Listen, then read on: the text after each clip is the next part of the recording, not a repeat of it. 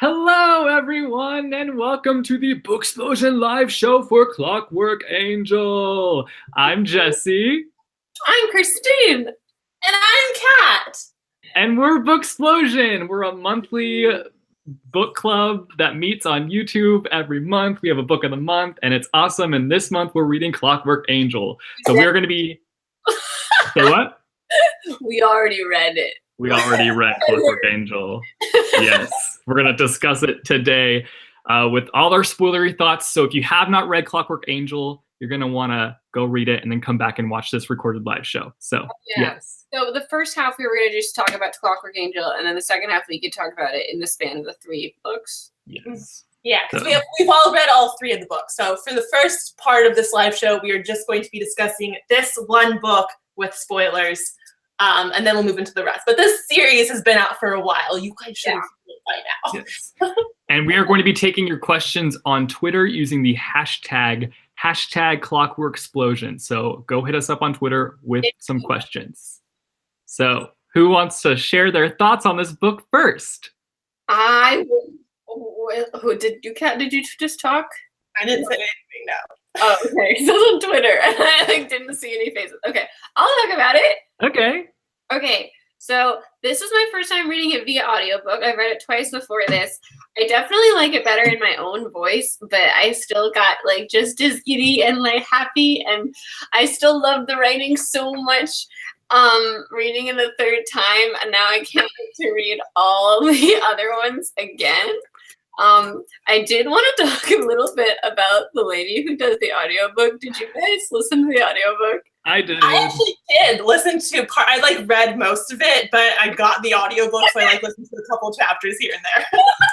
My biggest gripe is, I don't know, I have 2. Why does Gabriel talk like a baby? Why does he talk like this? I don't want you to go, Will. I can't help it. And he doesn't say his L's. He's like when you went to the store, Will. Did you guys hear Gabriel talking? I didn't hear him. I didn't listen to that scene with him. I didn't notice it that much as much as you did. I was like, wow. Is he just talking baby talk this one line, and then like every line was like, Will, how dare you? Do you ever get tired of talking like that? And I'm like, do you ever tired of talking like that? Oh my god. But then the other thing was like, and I understand she's probably like trying to preserve her voice or something, but whenever there was like an exclamation or a yell, it was like really like, that's my brother. Like, you know, did you guys feel that? No one else feel that? I didn't analyze it as much as you did. Yeah, I wasn't like listening that closely, I guess. Like, you're not acting this out right at all. She's like, that's my brother. That's my brother. Her voice got weird when she was supposed to be yelling. It got like less loud. Are you gonna listen to the audiobooks for the other 2? I mean, maybe just because of the way, like, I've been having to do so much other stuff that I had to listen to it via audiobook. Yeah. But it's like my brain was much better at doing the voices. I can't remember if it's the same like narrator for the other 2. I feel like it is, but I feel like it is. Well, yeah. No, I feel like it must be. This is the type of book that I'm like, get a full cast. Yeah. Or like, get like 2 people, get a female and a male voice, maybe. Well, with this one, there's only like a handful of chapters from someone's like perspective who's not Tessa. So like this book, I feel like 2 narrators might not have worked as well, because like the one doing like Will's perspective would have gotten to read like 2 chapters, but definitely later on in the series. Yeah, I mean, even like Will just his voice, a voice instead of like her voice. I'm always doing his voice. Yeah. I listened to the Mortal Instruments audiobooks or whatever, and like some of those they like hired actors for them. Yeah. Like there's an actor from like Gossip Girl or something that does it, but like yeah, but they could only like afford a certain amount of him for the audiobook. So like somebody like steps in later on and like does the rest of the audiobook. What? Yeah, I can't remember which one it is, but I was like, are you serious? The second Lord of Shadows. That book is narrated by James Marsters, who played Spike in Buffy. So I am like really excited to listen to that one when I do my Queen of But yeah, so anyway, to conclude that really long-winded audio book analysis, I loved this just as much the third time. What about y'all? Well, for me, this was only my second time reading this book. The first time I read it was when the third book had just came out. And I know, Christy, I know. I forget, and I'm always like I was talking. You always have that same reaction every time I'm telling you. I forgot what I was saying now. I totally missed just what happened too. Sorry. Because I was saying that I read this book for the first time when Clockwork Princess came out, and I read all three back to back over the course of like 3 days. And Christina's always like shocked that I waited so long to read these, because she had to wait the agonizing years between books. And so a lot of it, like, and I read this book after the only Cassandra Clare book I'd read being City of Bones. I hadn't even read the other books in that series yet. But this is the one this series is what made me fall in love with the Shadowhunter world and stuff, because I wasn't feeling City of Bones too much, but this trilogy brought me back into it because it's so great. But I forgot so much of what happened in this book because I didn't have like a lot of context. Like I knew we met Magnus in this. I forgot the whole Camille aspect of this. I know. So I'm like, oh, Camille, I know her because now I know her. The first time I read this, I didn't know her. That's so strange. I know. It was weird. Yeah. But yeah, I love the book, and I'm really excited to read the other two books now that I have like more context of the world and the story, and I get to pick up so much more stuff now that I like will understand it this time around. Wait. Yeah, it's so weird reading that without the context of the other three books. You don't like pick up on all the hints. Yeah. Also, you don't get to be like, "Ooh, this is Chase's great-great-grandfather." Well, I got that experience when I was reading the City of Bones book, because I finished all three of these before I even read like City of Ashes. Yeah. So like reading City of Ashes and like the Inquisitor and stuff, I was just like laughing the whole time, like, I know something you don't know. Nice. Jesse, what about you? I really enjoyed it. I love this trilogy so much more than like the Mortal Instruments. So it's just like fun to reread them because it for me, it does like everything right. Like everything that I have a problem with the Mortal Instruments series, this series does right. That's what I'm trying to say. So like I love the world building and like how it's just not as like info dumpy, and I love the characters so much more in this one. And yeah, I don't know, it was just a fun time like being back in this world. Like Kat, I also forgot so many things, so that was like a lot of fun. I was like shocked at different moments throughout the story, so that was fun.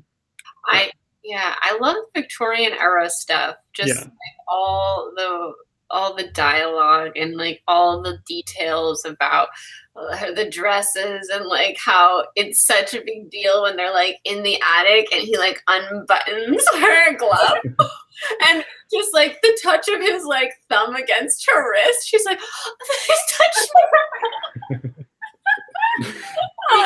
in the beginning where they go by like their Christian names, their first names. Yeah. And like, they're all calling each other like Miss Gray, Mr. Herondale. Like, I can't believe I just called him Will. It just came out. Oh my god. And it's also really like, you know, fun. It's interesting to hear her talk about like how, you know, women aren't supposed to have these sorts of feelings. And like, I love at the end when Mortmain kind of underestimates her because he's like, you won't do it. It's not in your nature. Women are too, like, they're too. You're not violent enough to stab them.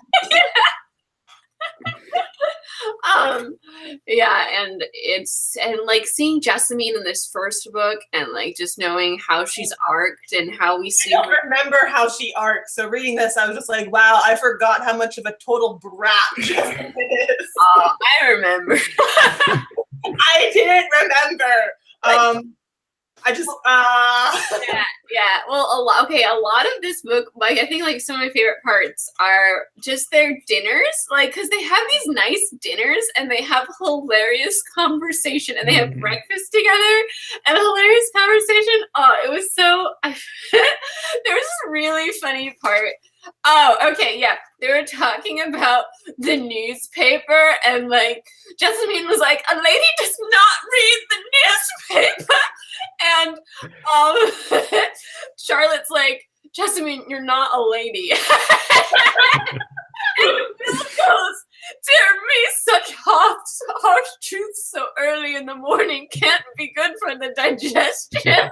Like just like the way he words shit like that is so funny. I like he also like I feel like when he's talking to Tessa, she just, you know, kind of believes everything he's telling her because she trusts him. And he's like, why do you believe everything I say? Like, are you just of the naive sort?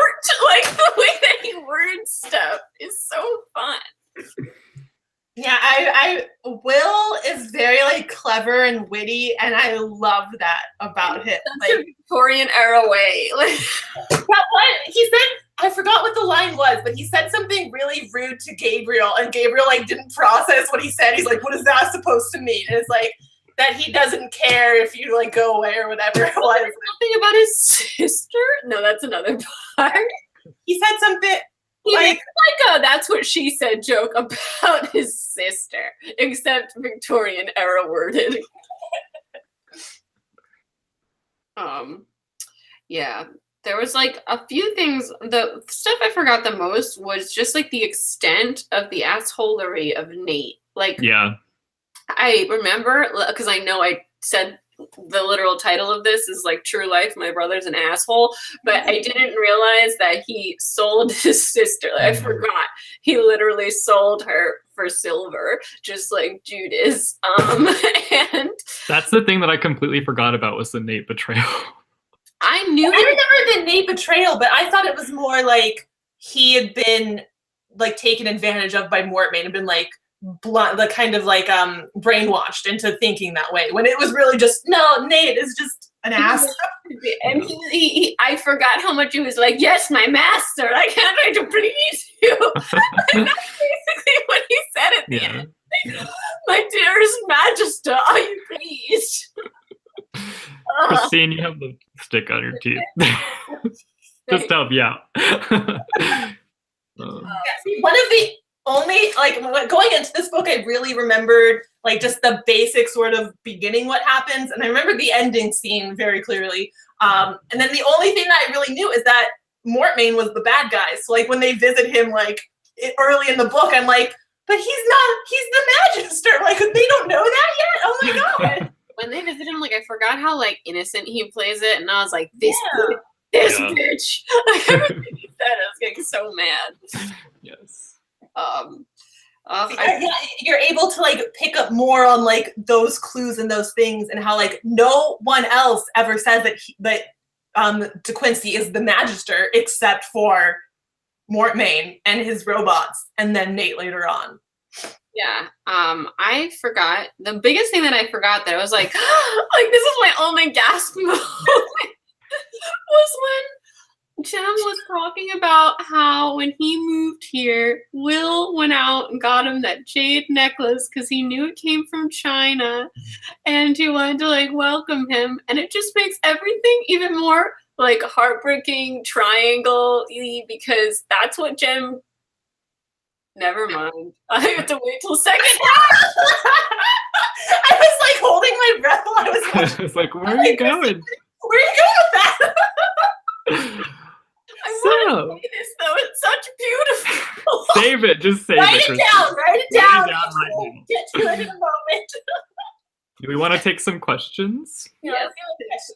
Okay, if you guys are just now joining us, we're taking questions over on Twitter using the hashtag #Clockworksplosion.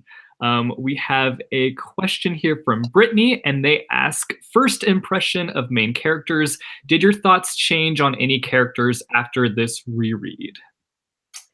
I don't think any of my thoughts changed, but I was reminded how much of a bad A that Charlotte is. Like the way that she just like runs the Institute and just kills it all the time. Like I just love her so much. And it was so good to be reunited with her and Henry. I think the biggest difference actually reading it this time was Charlotte, and like before I was 20? Well, yeah, 2022. And like it's weird to think like she's 23? Yeah. That was my exact reaction. Like I read this book for the first time, I was like her age. Yeah. And now I'm like, you're a child. Why is she running the Institute? It's crazy. She's married, like, and like, Yeah. Henry is such a gentleman, you know, and it's so weird. I'm just picturing this like guy right out of college, and then it's like, it's Henry. It's just weird. Also, I think I have a greater appreciation for Henry. Like, I loved Henry, Yeah. his bumbliness, but knowing what happens later on and knowing also the legacy he's left Shadowhunterdom, I feel just so bad about everything. Like he's like one of those artists that aren't appreciated in their own time. Like Phoebe says in Friends, like I cannot be appreciated in my own time. No, like they're so mean to him. Yeah, And they are. Especially Will. Yeah. I was like getting mad at Will for how mean he was being to Henry and like to Charlotte about Henry. Well, Yeah. what he's doing though is like he's like always constantly on guard because he knows that Charlotte like kind of loves him and she's nothing. Write it down.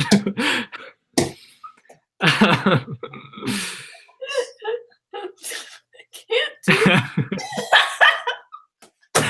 So, Other first impressions, not so much a first impression, but like I said earlier, like Jessamine was the one that surprised me the most in this book because I forgot like the detail. Like I knew she was kind of bratty, but after reading the entire trilogy, I was looking at it more as a perspective of like, you know, she never wanted this life. Yeah. Her parents escaped the clave and wanted like a peaceful life for their daughter, and that's the life that she wanted. But when they die, like she had to be taken in, and now she's being trained to be a shadow hunter that she doesn't want.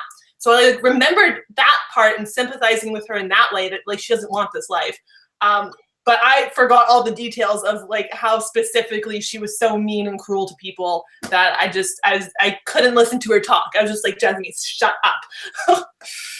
Yeah, I always remember that because like I always whenever someone was like, who would you want to play? And I was like, I don't want to play Jessamine because she's so annoying and it's so fun to say her lines. I did forget about her like little plan to like, we can be roommates, Tessa. It'd be wonderful. And Tessa's like, dear Lord, someone get me out of here. I thought, you know, it was really interesting that I kind of forgot about that. The Herondale family at this point had withdrawn from the Shadowhunter community, which means that like if Will hadn't had his situation and lost everything and, you know, came to the Institute, we would be risking the end of the Herondale line like already at that point. Because I don't think there are that any, well, there's that one, but everything, there's no other set Herondales at this point, I think, except their family. Like everyone, I can't do this. I know it's hard. Anyway, and then also very interesting, I like don't remember him talking about Cecily in this one, but he does mention her.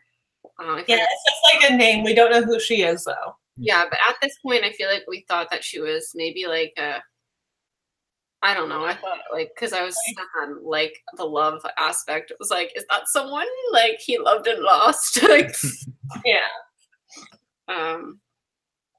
Yep. This is difficult. Yeah. Do you remember any of your original theories after you had just read this book? Back when it first came out, and you were waiting for Clockwork Prince. Do you remember like? I had so many like. I made a video about crackpot theories and they were like so wild. I remember one of them was like that the Hotel Dumont was like where they got married. Like if they were gonna get married in the future, like they had a wedding there and like something bad happened and like they were attacked and that's why the hotel is all disgusting and that's what's caused it to be abandoned. But I did like I drew just a lot of parallels because there are a lot of parallels between this one and the City of Bones, and like the introduction to Jem is the same as Clary's introduction to Jace. If he hears him playing and walks in and he's like, "Oh, Alec," and then it's Clary. And then in here we have him walking in, her walking in, and he's like, "Oh, Will," and it's like, "No, it's Tessa." And there's a lot of little things like that were really yeah. Also, like, there's that one line where Magnus is like, "Yeah, dark hair and blue eyes is my favorite combination." I know. I remember being like, I love Magnus everywhere, but like especially here. Like I just love how he like this running joke of him continuously just like being right behind our love interests, being like all flirty and giddy, and then he's like, "Yeah, hi," is everything. I remember thinking when I just read this book, and maybe when I was like starting to read Clockwork Prince, because you know at the end of this one, Will goes to see Magnus and is like, "I need your help." I was so excited reading that the first time. I thought that there was going to be some kind of like Magnus was going to fall in love with Will or something, like a more like romantic thing than like Magnus just like looking after him kind of thing. Oh my God, I love that. Because I know Magnus, and I was like, "Oh my God, Magnus is gonna fix him, and he's gonna fall in love with Tessa, and it's all gonna be great."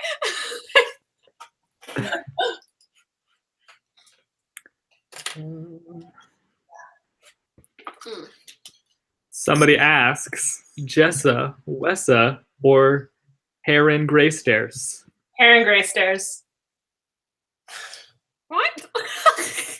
Do you ship Tessa and Will, Jem and Tessa, or the three of them? No, I just didn't like get that Heron Greystairs. I'm like, what the heck is that? You know, I'm all for the triangle. I ship the triangle. Yeah. That's one thing that like really stood out about this series to me when the first time I read it was like I've never read a love triangle where like I ship the triangle. Like I ship the angst and like the different dynamics and stuff. That's all. Like that's what really makes this stand out because it's a love triangle where you want everyone to win, and that's why it kills you. It kind of like so subtly builds, like, because in this one you're really just being like Will and Tessa, Wessa, and then the next one you're like, wait, what's no, okay, what? You know, especially after the end of this one, like Will kind of puts a wrench into that relationship. Poor Will. It's just like now that you understand him, also it hurts more in those scenes where, because at first we're like, we know something's up with Will, but like we don't know what exactly he's doing. And now it's like he's I can't. Yeah.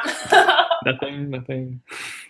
But I mean, you can like just yeah. It's hard to say because you don't want to spoil that for anyone. Yeah. 6 minutes we can talk about it. I don't know. I remember when I first read Clockwork Angel, like I despised Will. And I was like, you guys, it's obviously something's up, so stop hating him. You don't even know. You don't even know. I knew. Yeah, see, I didn't get a chance to despise him as much because I jumped straight into Clockwork Prince. Yeah. And also, like, you could tell that, like, something was up with him. Yeah. But, like, obviously we don't know the extent of it until later in the series. Yeah. I definitely, like, appreciate Jem more now. Like, I was like, so blinded with my, like, Wessa. Well, yeah. Like, was kind of ignoring Jem. But Jem is so sweet, and he always says the right thing. And I always admired like the Will and Jem relationship, just how like no matter what Will does, Jem knows enough. Like Jem was like me. Like he knows when Will says something, he doesn't mean it. Like he's doing it. It's like what he told Tessa. Like Will lies to make himself look worse. Yeah. He like understands there's something there. Yeah. Don't understand. Yeah. But yeah. What else do we have questions about? Trying to find ones that are specifically about rereading. Would you say that rereading this book at a different point in your life has changed how you viewed the book as a whole? Not for me. Do you guys? A little bit, but just about a little bit what we were talking about earlier, how they're so young. Like, Charlotte's 23. I can't. Yeah. I think I appreciate it a little more. Yeah. Yeah. Just, it's a great foundation for the rest. Like, it really sets us up so well, even though. Yeah, I think, like, I know City of Bones came first, but I feel like this book introduces the world better. Like, because at this point, Cassandra Clare has a better grasp on the world as a whole, and she knows how to give us the information we need. Yeah. And we're still coming at it from a perspective of Tessa, who is new to this world and figuring stuff out.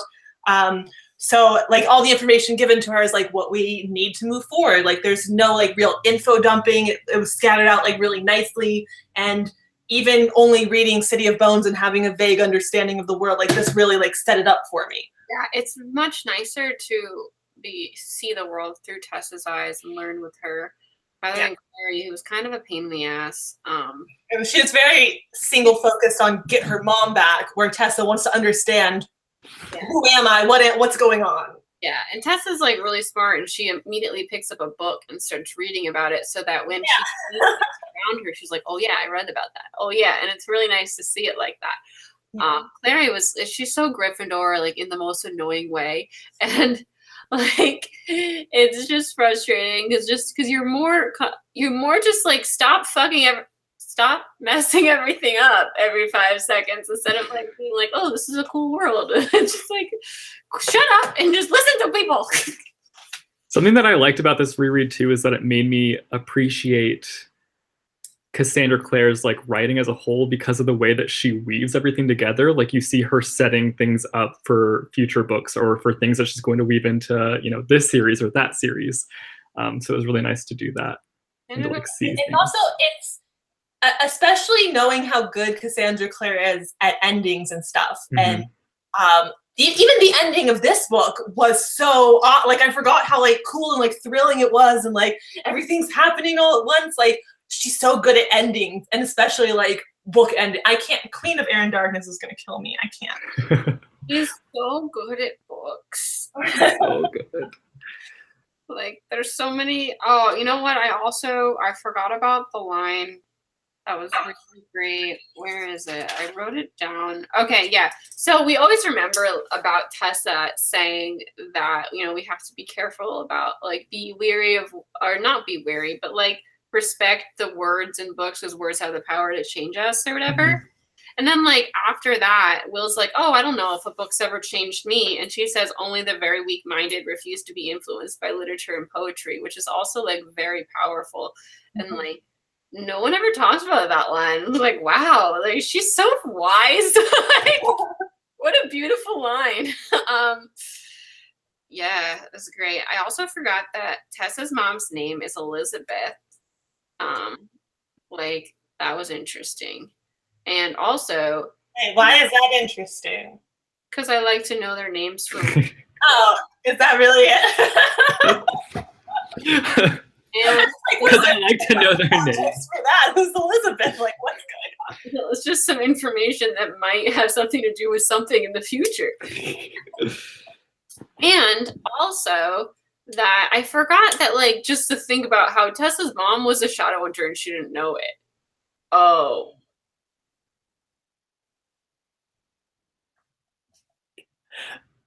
Um. 4:30.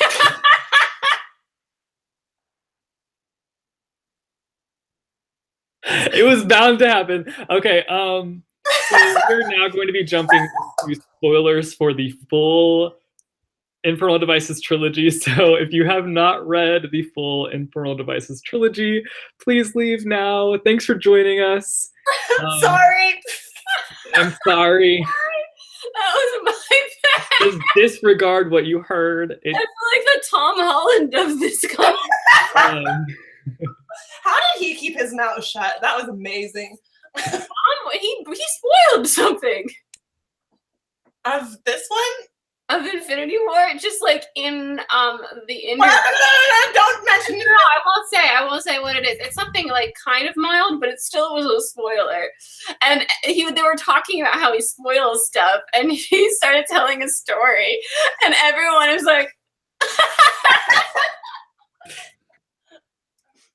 Anyways, spoilers about the Infernal Devices trilogy as a whole from this point on. Yes. I'm very sorry if anything slipped. So Tessa's mom was a shadow hunter. What was her last name? I need to know.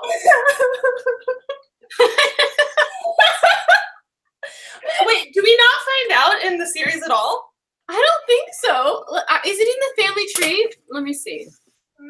I don't know. I think it says Tessa Gray. Yeah.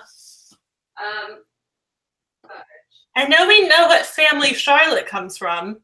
Yeah, well, she lives down with Fairchild. Yeah. Okay, we've got William Herondale. No, just Tessa Gray. So we don't know, and I'm very curious. Is it in Clockwork Prince or Clockwork Princess? No, it's not. We just find out that her when she finds out about her mom, it's still never mentioned. Wait, what's her Aunt Harriet's last name? That means her Aunt Harriet was also part Shadow Hunter and didn't know it. Aunt Harriet? Wait, so is her brother's part Shadow Hunter and doesn't know it? Yeah. I didn't even think about that. That was the first thing because when they said only someone with Shadow Hunter blood can touch the Praxis, like I thought we were gonna learn that at the end, like Tessa was gonna touch it or Nate was gonna touch it. Yeah, they don't know they have it. Yeah, even the part where she's like, I can't get in, Jem, I need you to touch the gate. She doesn't try to touch the gate because Shadow Hunter.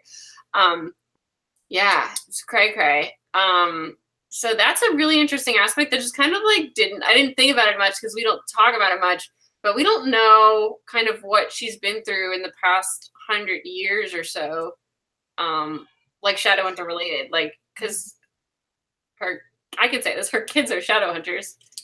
So does she train? Like, does she ever kind of? I don't think she ever does because she never has marks on her, right? Like even she can have marks though. She can have, but she doesn't. I don't think so. Or maybe they fade in or something. Like with her. Like now I need to read I have stuff to do. I don't have time to read the rest of this trilogy right now. But yeah, that was really interesting. Anyway, so the thing with Will always being mean about Charlotte, about Henry, I think it was just to keep her like at a distance. You know, he's just a bunch of people on Twitter are saying Starkweather is Tessa's family. Who do we know is Starkweather? Oh, Hodge. Ew. Oh really? No. Where does it say that? Where did we get that information? I don't know. I'm assuming it's some 4 people on Twitter just tweeted us. It's probably in like Shadowhunter Wiki, and like Shadowhunter Wiki is wrong sometimes. This one time, I remember one time it was with the eyes, so we were like coming up with that theory. It was just like the blatantly wrong thing in the Shadowhunters Wiki that we saw in the books. So who knows? Who is Aloysius Starkweather? Aloysius Starkweather is I know that person. I've heard that name. Maybe she's the in Shadow Hunter who ran the York Institute until his death in 1870. Oh yeah. I know him. Maybe he's in the flashbacks from Lord of Shadows and that. Okay. Aloysius Starkweather. I think he's an asshole. Like I kind of recall assholey feelings toward the name Aloysius. I don't remember that part at all. It says he's in Clockwork Prince, Clockwork Princess. Okay, so we'll at least see a mention of him. Yeah. Oh yeah, they go up to York. That's where they make haste. Oh. That's the first time I was like, oh, I love how they're saying make haste. Oh, it is Welsh. It's Welsh. I can't wait for Will to be Welsh and hear like wishta washta wishta wishta when he talks. You don't remember, but there's a joke about his Welsh. Okay. Someone on Twitter just said Tessa's mom is a Starkweather. Tessa's mom got switched with a mundane family when she was a baby, so she grew up thinking she was a mundane. Harriet isn't related to Elizabeth by blood, but that still means Nate is part Shadowhunter. Shadowhunter. Also, I like when Jessamine. I forget. I think she says something about Will being Welsh, and Tessa's like, "Oh, Will is Welsh," and she's like, "Oh my God, how can you not tell?" Like saying like how like in a way where Welsh like is below. Like you can totally tell by his hair and how demeanor. It was funny. Sorry, these are like weird non-jokes that I found really funny, I guess. Let's see. Somebody wants to know feelings about Sophie's arc. Oh, Sophie was in love with Jim. Felt bad. Then she ends up with Gideon, right? Gideon. One of the light ones, yeah. The light ones. Gideon. It's weird that also in this they say that Gideon's even worse than Gabriel, and by far Gideon was so much better than Gabriel. Yeah. Gabriel's like Malfoy, and Gideon is like Neville. I just like.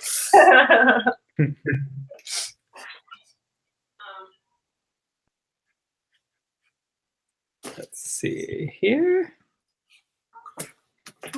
Wasn't Nate actually Harriet's son? Am I mistaken? Somebody asks. Oh no, Nate. There might have been something like that. Nate's mom was so they're not. They're cousins. No, that doesn't make sense though. Yeah, wait. When do we find out? It says the wiki says Nate Grey was the biological son of Harriet Moore and her late fiance, and the adoptive son of Elizabeth Grey and Richard Grey. Oh. So he's an adoptive brother. I kind of remember something like this, so. I did not remember that at all. Yeah. Chaz is really good at concealing these like hidden family doors. Like, like wait, this person's actually this person. It's like this telenovela power she has. But I don't understand how that's never brought up. Like, does Tessa not know that Nate? I think she does know later on. She finds out that Nate is not her biological brother. Yeah. Oh, but they are cousins because. Yeah, because that's aunts. If that is true, yeah. No, but it's because the aunt isn't related to the mom by blood. They're not blood cousins. They're just life cousins. Yeah. How does that work? Come on now. They're life siblings. Adopted siblings, basically. That's what it is. Yeah. Oh, there's so many like complicated families. I know. I still don't understand any of it. It's just so hard to follow. Like. I love it. I know. It's fun. It's a fun part of it, but it's a lot. Also, okay, so we never talk about this either. We always just talk about how Will's like never trust a duck because a duck can eat other ducks, like they're cannibal ducks. But it comes up when Tessa's like trying to walk like Camille, and Will's like, "You walk like a duck with your feet turned out too much." And she's like, "I do not walk like a duck." And Jem's like, "I like ducks." Jem likes ducks. Which just makes me feel better about how I like ducks. And everyone's always like, Will says never trust the duck.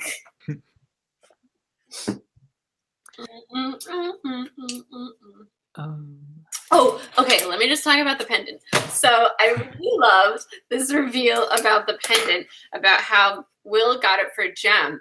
And like Will obviously loves Tessa, and Jem uses it to propose to Tessa in the moment where Will is like about to profess his love, and he sees her with with Jem's necklace that he gave to Jem. And it's just a triangle. It's all beautiful. So emotional. And It's all connected. I remember, like, I wanted that gem for a period of time, and I'm like, why do I want that gem? Like, that's Jem's gem that I don't like, that he gave to Tessa, and I don't care. But now I want it again, because Will gave it to Jem, and Jem gave it to Tessa. It's a beautiful symbol of all three of their love.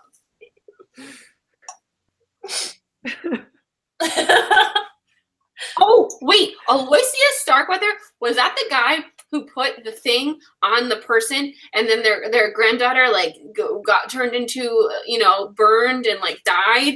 Oh. Yes, that's it. I don't know what you're talking about. It's like the opening chapter of Clockwork Princess or something. When someone's There's no way I'm going to remember this.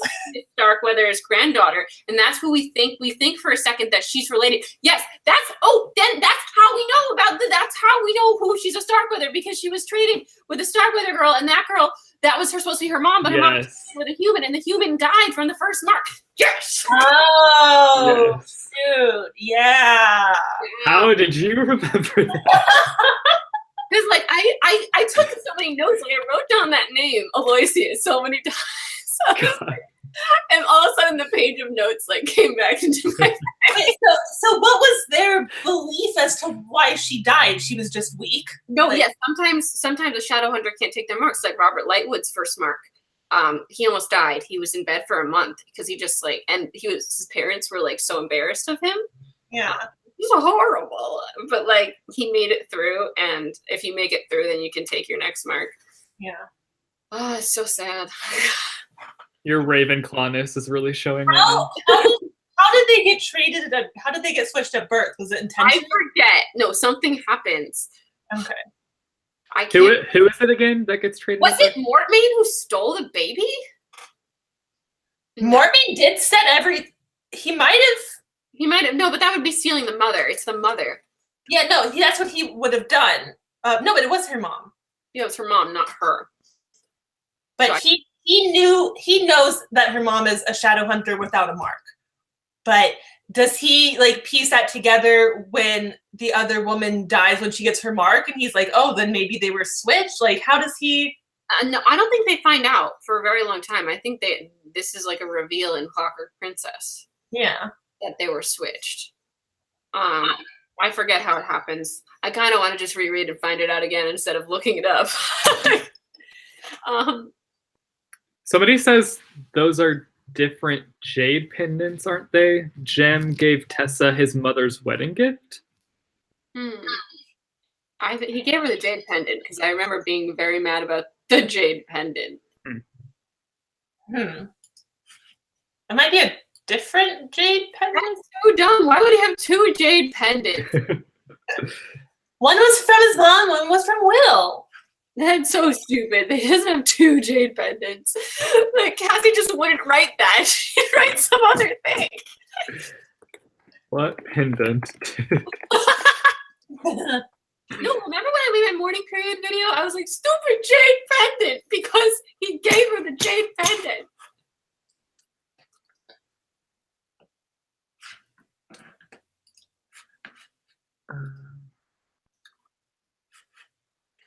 Okay. Let's answer another question. What Hogwarts house would you put each of the main characters in? Tessa's a Ravenclaw. Will? I think a Gryffindor. He's a Gryffindor trying to repress his Gryffindorness to make people hate him. He's a Gryffindor pretending to be a Slytherin. Yeah, I think Jem's a Hufflepuff. Yeah. Charlotte is a Gryffindor, I think. Mm-hmm. He's a Ravenclaw. He's a Ravenclaw, yeah. Henry's a Ravenclaw with some puff stuff going on. Yeah. Jessamine. It's probably Slytherin. Definitely Slytherin. In the next one, she goes back to Nate, and betrays them again. And I'm like, Jessamine, you stupid jerk. Like, what are you doing? You're so desperate for a husband that you're just gonna betray everyone. Somebody said that Mortmain switched them because they find out that he faked his age and he was actually much older than everyone. Oh, because of his magic, he knew how to like look younger, I think. Yeah. So it did switch him. But somebody also said the Fae switched the children. That's what I was thinking, but I think that might have been a theory. Like, because Fae do stuff like that just to be annoying. It might have been blamed on the Fae. Yeah. And maybe he actually. When Fae do it, they're switching their own child for a human child. They don't like randomly switch like two or a human Shadowhunter baby. Maybe a Fae to do it or something, because that's something that they usually do. Yeah, maybe. Yeah, they usually do the changeling thing. Interesting stuff. How come? Oh, latest. Let's see. There's so much to this story that, like, if you haven't read it recently, like, there's just little pieces that you're like, wait, I can't remember. I should have watched my book talks before this. Yeah, I wish I had read the other 2 books already, so I had like all the like I really am gonna have to read the next 2 books like over the next few weeks here, because now I need the whole story. I need all the context. My favorite one, Clockwork Prince. Like, now that I've had a taste, I'm like, I need to reread it. This is just like, this is nothing compared to the next 2. Like, yeah, especially like compared to the next 2, this is just like setup. This is just like the introduction. Like, people, let's set this up beautifully and then like take them on the wildest ride of their lives. Yup. That's so good. Okay. Someone just said Jem was in Shadowhunters. No. Oh yeah. No. Got it. I was like, ugh. I haven't watched any. I think I watched like the first episode of season 2 and then I stopped. Yeah, I'm just done because it just makes me. It just upsets me so much. Is it not canceled yet? Not canceled. No, they're doing season 3, or season 3 over, and season 4 is happening. I feel like I don't even know. I don't. Mortmain worked with the Fae for revenge for his parents' death. That seems right. That's what Emily just said. Brother Zachariah was also on Shadowhunters, which is Jem. I mean, nothing. What? Am I allowed to say that? I think I am. Yeah. Yeah. I remember, like, there was that huge theory that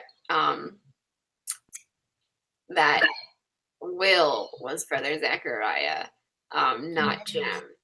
And so I was, like, really excited when I saw Brother Zachariah, because I was like, Will's alive. Okay, Cassie said that the Fae and Mortmain teamed up and did the change. Did you just say that? Sorry, I've been reading the comments. I missed it. I just read that. Did you guys see that Cassie said that the Fae? Well, hey, did you guys see that Cassie said the Fae? Oh, I missed that. Okay, let's get this back on track. There's 12 minutes left here. Yes. Can we talk about next month? Let's get any final questions for this. All right, you guys tweet in your final questions and we'll talk about next month. Yes, tweet us using the hashtag #Clockworksplosion with your last questions. I was like, so. So, our book of the month for May is The Earth, My Butt, and Other Big Round Things by Caroline Mackler. And this is a contemporary story about a plus-size girl who's 15. She kind of feels like the black sheep of the family because her brother's like an all-star athlete, and she's kind of feeling lost because her best friend just moved away, and there's like a romance kind of like stirring between her and one of her guy friends, and it's a coming of age story. I think about being also like finding yourself and being confident, and it sounds so good. And it's won the Prince Honor Award. Yeah, you know it's good when it has a glowy sticker. You know some of the books that got the one most recently? Strange the Dreamer, The Hate You Give. They just got them? Yeah. Let's see. There's a nonfiction book in there called Vincent and Theo. I just bought them, or I had almost all of them. I just decided. Aristotle and Dante has one. Yeah, Aristotle and Dante has one from another year. Scythe got one the previous year. Plenty of books. Oh, Looking for Alaska has one. Ooh. So lots of good books have this award. I think Tifios does as well. I don't think Tifios has one. Well, they never on the original ones because they're rewarded the year after they come out. Oh, I have the gray one. I have the special edition. Let me look. Oh, looks like Tifios didn't get one. Why not? It deserved one. I don't know. I don't think it's as like pretentious in a way that like Looking for Alaska. Not that they have to be pretentious because Scythe isn't at all, but like John Green writes pretentiously, but I feel like because the other one was like Catcher in the Rye-esque, it was even more pretentious. So anyways, our May book of the month, you want to talk about that? Oh wait, guys, this is our May book of the month. June. I'm so disoriented. Our June book of the month. I've got it over here. I don't have mine handy. I don't have a copy yet. Of Now I Rise? You don't have? No. Oh my goodness. Which is our June book of the month, Now I Rise. Now I Rise is the second book in Kirsten White's Anti-Darken series, so definitely pick up Anti-Darken now so you can read Now I Rise with us. We actually did it as our July book of the month in 2016. And if you don't know, it's this like amazing historical fiction story.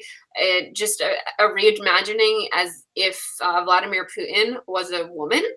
No, not Vladimir Putin. Vlad the Impaler. Oh, the Impaler. I was like, wait, that didn't sound right. Oh my gosh.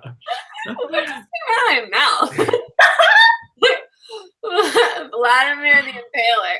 And it's this like fierce chick living in a male-dominated world who I think she was going to come to power. Her dad was king of what country? I feel like it's a country I knew nothing about, and I have learned so much. It's a country that doesn't exist anymore. Yeah, it was like in 1492 or something. Yeah, Columbus sailed the ocean blue. It was in the 1400s for sure, though. 1453. Okay. Yeah, it's a story about her and her brother, really, though. It's a sibling story. I love sibling story and a big like political story because they're from this one country and they're kind of given to another country as like political hostages, essentially, like so that their dad won't attack them because they're like caring for their children. Yeah. But yeah, we read the book as our book of the month last year, so we all have lots of videos and better descriptions from when we remembered more details of what the story was. Watch our reviews from then. Yeah, I'm gonna have to rewatch our reviews before I jump into Now I Rise. Like, yeah, I remember the characters, but like the circumstances, not as much. I just remember I was like, wow, I'm learning so much in the best, most fun way. So yeah, that's our upcoming lineup for the Booksplosion Book of the Month. Yes. It's exciting. Very exciting. Yes, and we will also be at Y'all West next weekend. Next week. Our thing is at 12 o'clock on Saturday, May 5th. Y'all West is free in Santa Monica, California. Yes, and we will also be doing an event at BookCon this year, which is June. Well, 2 events, kind of. June one on each day. So June 3rd at 4:30 is our panel, and June 4th at, I want to say 10:30 is our meet and greet. Yeah, it's like 10:30 or 10:45. It's in the morning. Yeah. So you can, see us either day or both days or whatever you feel. With the meet and greet, it'll just be easier to meet and greet and take a picture. But at the panel, we do always stay afterward and try to meet people there too. Yes. Come hang out with us. We want to meet you. Yeah. Do we want to take a few more questions? We could. Yeah. Any last questions? All right. Somebody says, do you remember the time Magnus kissed Will? Because none of you talked about that in your old book talks. I forgot about that. Wait, I don't I remember don't that. remember that. does that happen like in? Is that why I thought there was a romantic thing going on between them? No, but he kisses him. It's not like it's like a joke or something. Mm. I forget why. It's not like a romantic kiss. Yeah, I don't remember the exact details, but it wasn't like a they're in love kiss. Yeah. It was like a ha-ha. Right? I don't know if it was a ha-ha. It might have been Magnus just being like, I wanted to try it once or something. I thought it was like to trick somebody or something. Or I don't remember. We'll see when we turn this reread around. Like, because like Magnus didn't feel that way about Will. Like he says it specifically at the end of this book. He's like, yeah, he has like He has too much of a dark edge inside of him. Yeah. What is your favorite Cassandra Clare book? Somebody asks. Clockwork Prince. Clockwork Princess. And I think underneath that is Lord of Shadows for me. Yeah, same. What about you, Jesse? I feel like it might be Shadowhunter Academy. Oh my god! Just because I love Simon so much, he's the best. Oh, but Shadowhunter Academy doesn't count. Pick a real book. Oh, okay. Well, if we're talking about novella bind up, then we're talking Shadowhunter Academy. What? Someone said they kissed to make Camilla mad. See, it was like a trick. Clockwork Prince. Really? Both of you guys Clockwork Prince? Is so good. Is that the one where the rune where like the ball? Sorry, what? That's one where they go to the ball hosted by Benedict. The demon worm is Princess. Okay, but which one is it that the Parabatai, Jem, and Will get like separated? Is that in Prince? That's in Princess. Okay, then I like Princess best. Yeah! Because that scene just breaks me and I love it. I love that.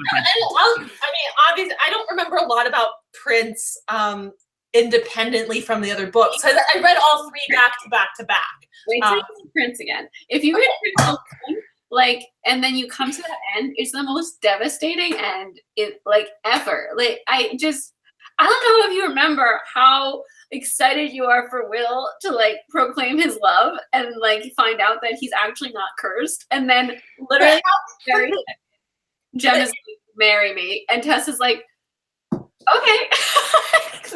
It's more devastating to you because you had to wait the year in between books. Like I finished Prince and immediately jumped into Princess. I know. So if you read it alone.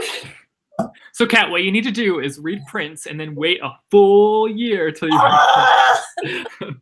And then you will understand. No, but also like there's a lot of fun stuff in there with Will and Tessa. Like and Will and Jem and Tessa. I mean, and Cecily comes in that one. Cecily comes at the end. I think she's there more for Princess. Yeah. Okay. All right. Well, that was the end of our Clockwork Angel live show. Thank you guys so much for joining us. Be sure to pick up the other books. The Earth, My Butt, and Other Big Round Things is what it's called. Yeah. For May, and then Now I Rise for June. So and Anti-Darken, if you haven't picked up Anti-Darken yet. Yes, be sure to do that. So yeah, we've got lots of videos about Anti-Darken. If you just like search her name and Anti-Darken, they'll come up. Yes. Yeah. Very excited to like know this world again. Yeah, me too. I'm excited to get back into it. I'm excited that we're reading it in time for the third book, so I can like read them together. Yes. Like I like to do with my books 2 and 3. I didn't mention that the third book comes out in July, so it's like a prep to. And this book has a sequel coming out. It's what is it? 10 years after the original one. Yeah, this comes out like May 29th, I believe. This is an art, obviously. But yeah, that's a huge gap in between sequels, and not only that, but contemporary novels don't usually get sequels. Yeah, so, now you can read them back to back. Yeah. The cat way. The cat way. Oh, we didn't talk about how they found Chairman Meow, but they did. Church. Shout out to Chairman Meow. Oh yeah, it's not Chairman Meow. Chairman Meow is Magnus's cat. Yeah, they found church. Church, yeah. I always get them confused because I'm just like, it's a cat. All right, but anyways, also be sure to follow us on Instagram and Twitter at Booksplosion. This has been our Booksplosion live show. I'm Jesse. I'm Christine. I'm Kat. And we're Booksplosion. Bye! Bye!